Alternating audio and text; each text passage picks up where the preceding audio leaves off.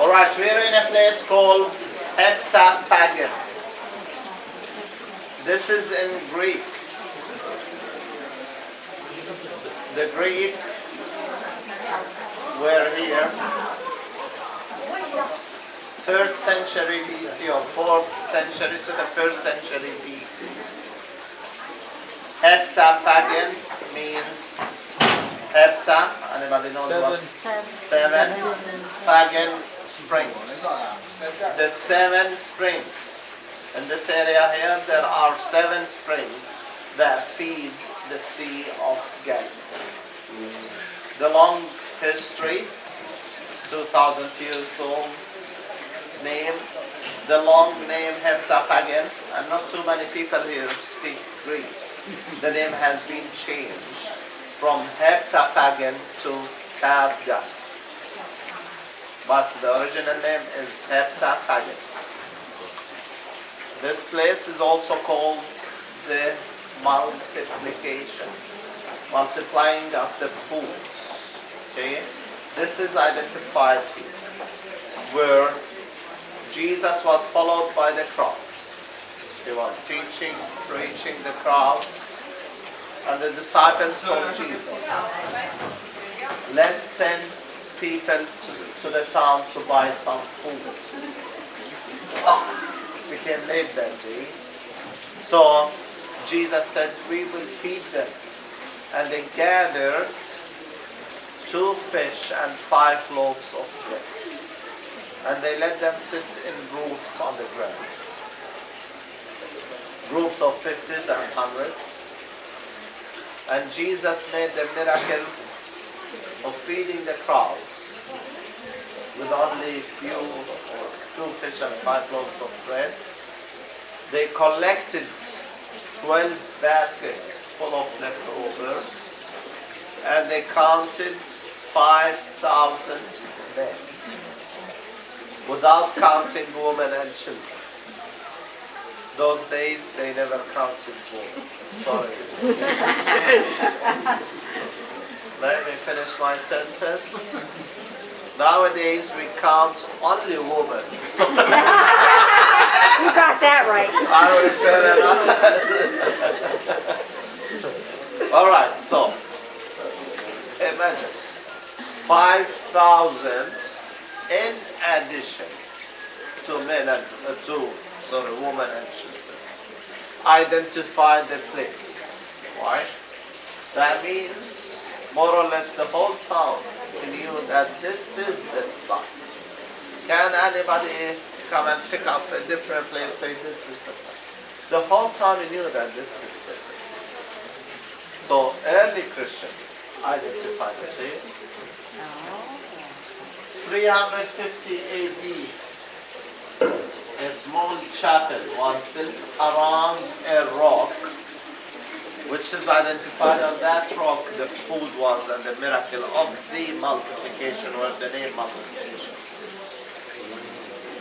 Later on, 480 AD, a bigger Byzantine church was built.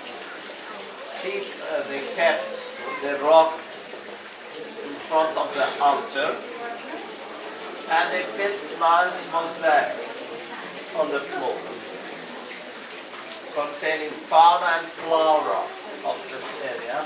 And we are on the Via Maris, the road that connects Egypt with Mesopotamia. So people were affected with the Egyptian civilization. Here you see on the ground, in the mosaic, the Nilometer, an instrument measuring the Nile River, and since we are on the water, so basically, fauna and flora of this region. The fish and loaves. You can see the 2 fish and 4 loaves of bread. Should be 5, right? Where is number 5? The holy bread, the Eucharist, on the altar. This is the philosophy. And make sure when we go inside, you see this mosaic in front of the altar. 614, you're gonna remember, you're gonna hear this here a lot. This church was destroyed by the Persians, as well as all of the churches, except one, the Nativity in Bethlehem. I'll tell you why when we go there. So this was destroyed 614 AD. Surprisingly, 1930s, rebuilding this church, they found most of the mosaics intact. There were some broken mosaics. But 1980s, the broken mosaics were reconstructed, rebuilt, using black and white stones, color stones, in order to differentiate between the original authentic mosaic and the newly reconstructed nowadays. So, we're gonna go together. Inside is a place of silence. 5-7 minutes. Then we all meet outside at the olive press. I'm gonna talk about the olive press. Then we go to the bus to visit another church before.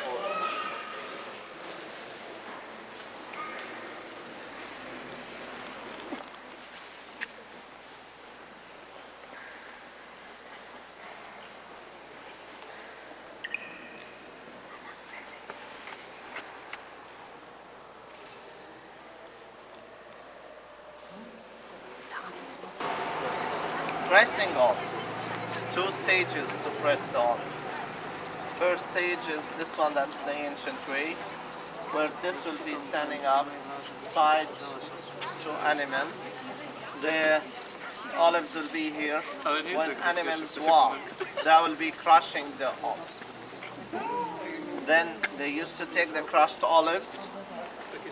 The second stage is different from place to another. Here, they put the olives, the crushed olives, the second stage here, and they put a big stone that press the olives. So the first press, where olive oil comes out into basins. So the first press is what we call it, the extra version, the best. Then they press it, they put a heavier stone, press it or squeeze it. That second press, were a lower grade of olive oil. And a third press, so different grades of olive oil, which is used differently. Now, what was the use of the olive oil for? Many things, a lot. Cooking, peeling, massaging, cleaning, soap out of olive oil, many things. No oil lamps, no electricity, oil lamps. So olive oil is very important in ancient times. So the olive tree gives and gives olives, gives olive oil, wood. Until today we use the olive wood, of course, for fire and other things. But when we go to Bethlehem, you'll see carving on olive wood, which is really a nice art. So the olive tree gives and gives a lot without expecting. So you don't have to take good care of the olive tree.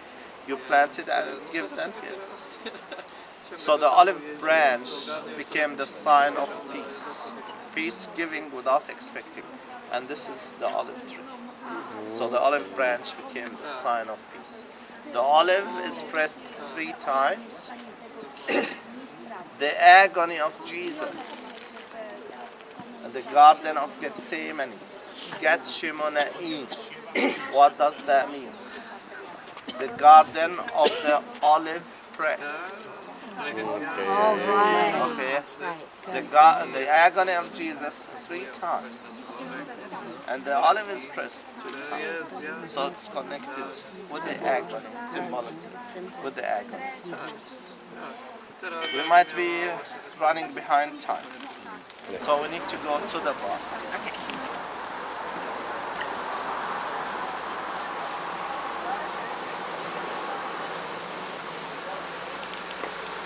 This is the Sea of Galilee. Yeah. All right, so we are at the seashore of the Galilee. We're in a place called Heptaphagen. What does that mean?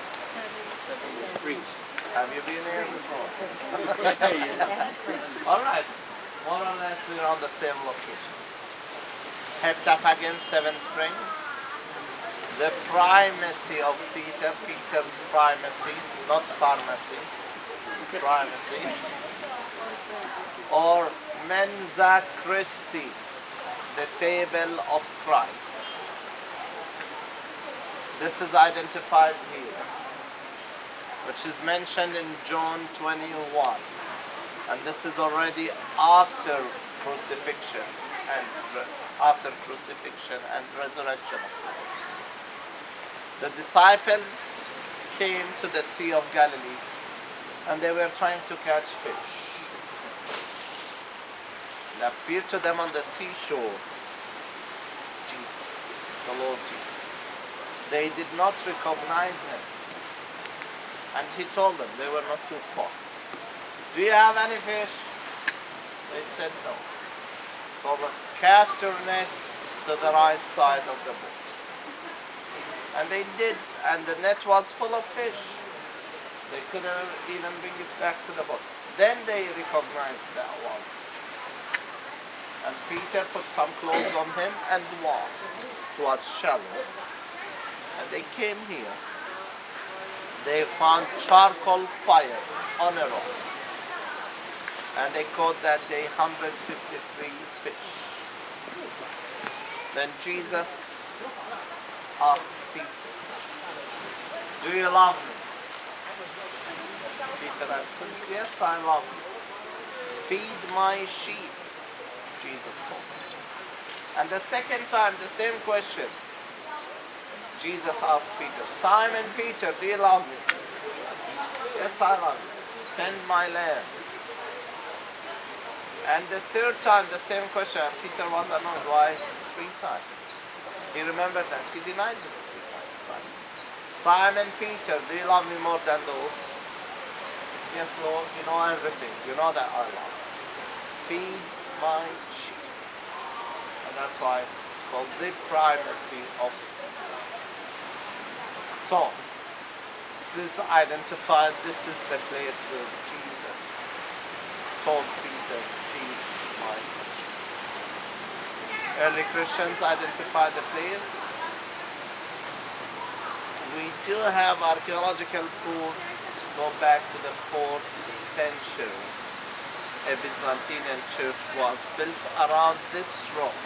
So as early as the 4th century, this is the place. Logically speaking, let's compare it with the location. Now, when the disciples came back to the Sea of Galilee to fish, where would they be? Very close to the place where Jesus made the miracle of feeding the 5,000.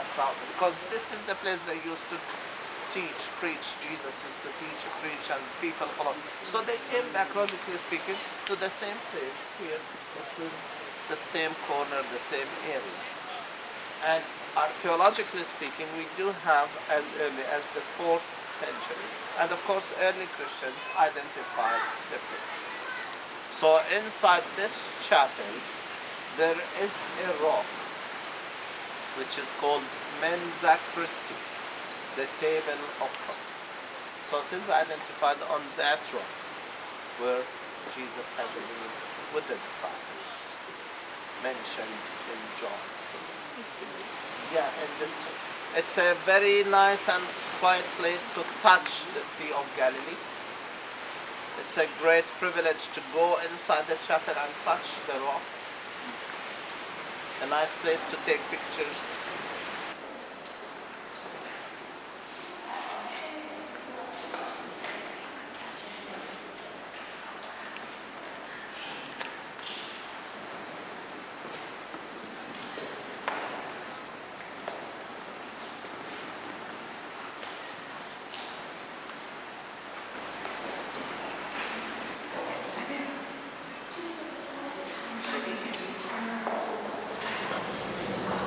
Of course, on this side here, on the seashore, where, can you all hear me?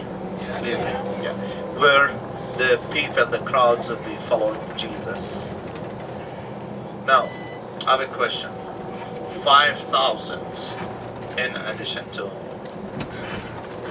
kids and women. So thousands of people. How do you think they could hear him? I have a trouble with less than 50. And I have a mic.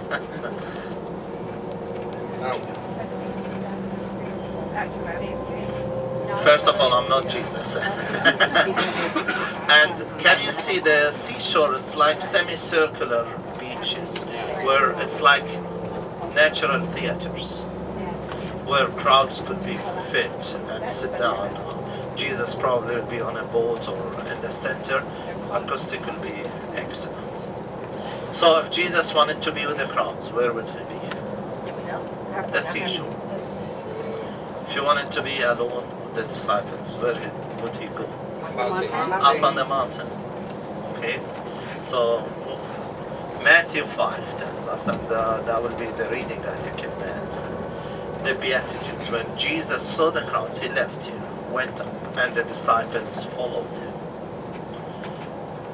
Where Jesus told them the Beatitudes, blessed are the poor in spirit, for there is the kingdom of heaven, and the Beatitudes we're going to read there.